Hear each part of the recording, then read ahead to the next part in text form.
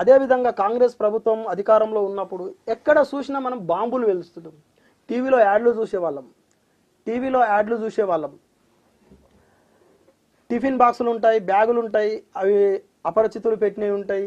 మీరు ఎక్కడన్నా చూసిర్రా, చూడండి, వెంటనే పోలీసులకు సమాచారం ఇవ్వండి అని చెప్పి.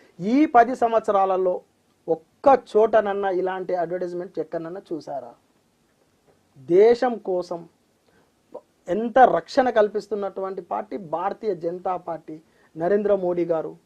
అదేవిధంగా కాంగ్రెస్ ప్రభుత్వం అధికారంలో ఉన్నప్పుడు ఒక ఆడపిల్ల పుట్టాలంటే పెద్ద గండాలు ఉండేటివి.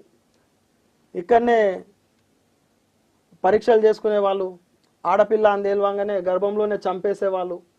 ఎప్పుడైతే నరేంద్ర మోడీ గారు అధికారంలోకి వచ్చిరో బేటీ బచావ్ బేటీ పడావ్ అనే కార్యక్రమాన్ని తీసుకొని ఒక్క ఆడపిల్లను కూడా గర్భంలో చంపకుండా చట్టం తీసుకురావడం జరిగింది. ఆ రోజు నుంచి ఈ రోజు వరకు